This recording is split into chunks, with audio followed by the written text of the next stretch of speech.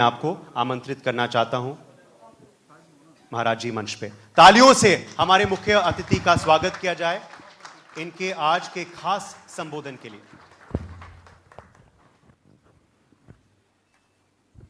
ITB के शौर्य सम्मान 2025 के आज के इस कार्यक्रम में आईटीबी के एमडी और माननीय सांसद श्री कार्तिकेय शर्मा जी, आईटीबी के सीईओ श्रीमती ऐश्वर्या पंडित जी,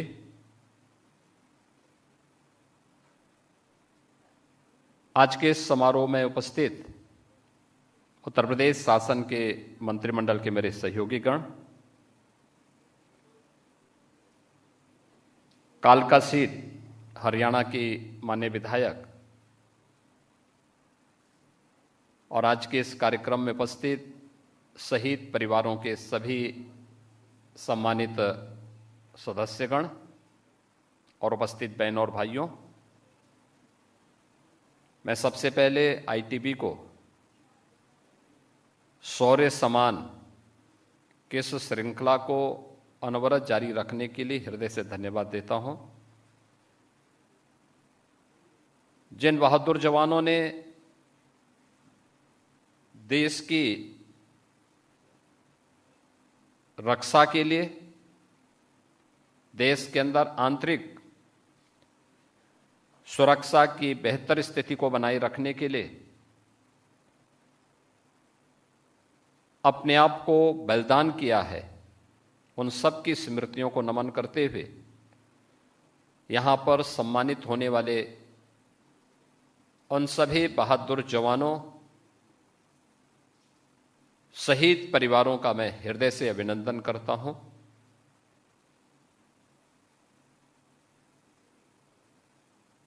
भारत की परंपरा इस बारे में हमेशा से हमें प्रेरित करती रही है कि शहीद का बलिदान कौम की जिंदगी होती है। देश के लिए, धर्म के लिए बलिदान होने वाली ये लंबी श्रृंखला सदैव से। आपको सीधा लखनऊ लिए चलते हैं जहां पर शौर्य सम्मान कार्यक्रम जारी है और मुख्यमंत्री योगी आदित्यनाथ यहां पर पहुंचे हुए हैं। सांसद कार्तिकेय शर्मा भी यहां पर मौजूद है और संबोधन में क्या कुछ कह रहे हैं मुख्यमंत्री, आप सुनिए। अपने महापुरुषों पर गौरव की अनुभूति करना और सुरक्षा बलों के जवानों का सम्मान देना, ये तीन बातें उनमें से बहुत महत्वपूर्ण हैं। याद करिए, वह जवान सर्दी, गर्मी, बरसात की परवाह किए बगैर देश की सीमाओं की रक्षा करता है। हम जब यहां बैठे हुए हैं, इस कॉन्क्लेव में बैठे हुए हैं, इस समय भी देश की सीमाओं पर जहां पर टेम्परेचर -20, -25, -10 पहुंचा है, सजग होकर के भारत माता के वे जवान भारत की रक्षा करने के लिए सजग रूप में दिन रात खड़े होकर के हम सबको सुरक्षा प्रदान करते हैं। पूरा उत्तर भारत इस समय भीषण शीतलहरी की चपेट में है, लेकिन भीषण शीतलहरी के बावजूद भी हमारे सुरक्षा बलों के जवान, पुलिस बलों के जवान, वे निरंतर पेट्रोलिंग में रह करके आम जन के मन में सुरक्षा का एक भाव पैदा करते हैं। और अगर सुरक्षा का इस एहसास कराने वाले आर्मी के हों, पैरामिलिट्री के हों या पुलिस बल के उन जवानों का समाज सम्मान नहीं करेगा या शहीद परिवारों के बारे में समाज अगर सोचेगा नहीं तो स्वाभाविक रूप से यह हम अपने राष्ट्रीय दायित्वों का ईमानदारी से निर्वहन नहीं कर पा रहे। और मैं आईटीबी को इस बात के लिए धन्यवाद दूंगा कि उन्होंने 1965 और 1971 के पाकिस्तान के खिलाफ हुए युद्ध में भी शहीद हुए परिवारों को या उन युद्धों में भागीदार बने हुए उस समय भारतीय सेना के जवानों को आज यहां सम्मान दिया। समय समय पर देश के अंदर अलग अलग स्थानों पर हुए विभिन्न प्रकार के ऑपरेशन का भाग रहे या उनको नेतृत्व देने वाले उन जवानों को जो आज हमारे बीच में नहीं है लेकिन उनके परिवार उनके प्रतिनिधि के रूप में हमारे बीच हैं, उनका सम्मान दिया। जब हम सुरक्षा की बात करते हैं और जब इस सम्मान की बात उसके साथ जोड़ते हैं, दो चीजें बहुत महत्वपूर्ण है। याद रखना, किसी भी सभ्य समाज के लिए सुरक्षा पहली प्राथमिकता होती है, पहली आवश्यकता होती है। उसके बगैर सभ्य समाज की परिकल्पना नहीं की जा सकती। एक समय रहा होगा जब सतयुग रहा होगा, स्वतःस्फूर्त भाव के साथ सब लोग धार्मिक मूल्यों और नैतिक मूल्यों के साथ जुड़े हुए थे, लेकिन समय के अनुरूप वातावरण बदलता गया और फिर व्यवस्था को नियंत्रित करने के लिए उस प्रकार की व्यवस्थाएं भी समय समय पर बनती रही, बिगड़ती रही।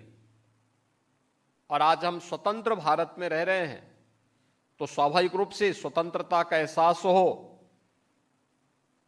लेकिन हमारी स्वतंत्रता दूसरे की स्वतंत्रता में बाधा न बने, इसके लिए इस देश ने जब आजादी का एहसास और आजादी के पूर्व देश की एक संविधान सभा बनी और संविधान सभा ने भारत को एक संविधान दिया।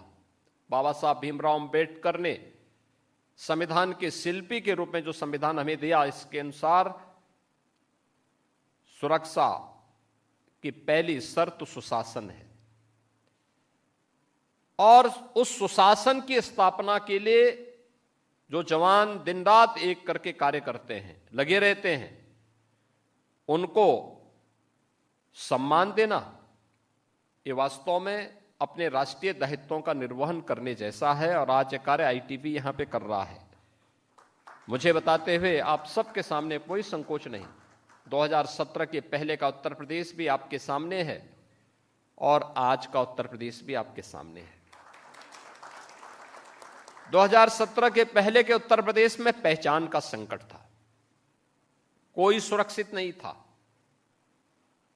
न बेटी सुरक्षित थी, न व्यापारी सुरक्षित था। नौजवान के भविष्य के साथ खिलवाड़ हो रहा था, उसके पास नौकरी भी नहीं थी, रोजगार भी नहीं था।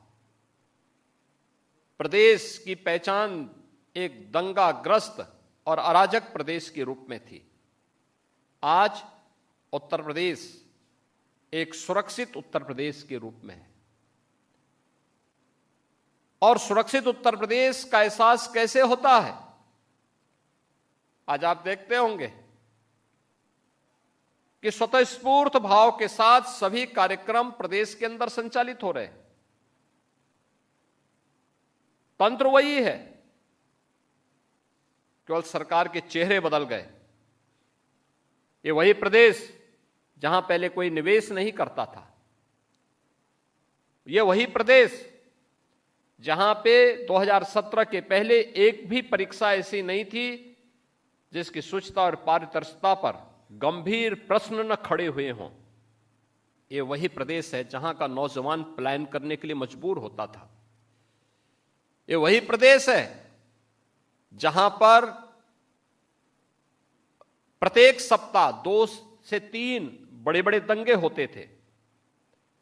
आज उस प्रदेश में हम कह सकते हैं कि यह दंगा मुक्त प्रदेश है। दुनिया का सर्वाधिक निवेश को आमंत्रित करने वाला प्रदेश है।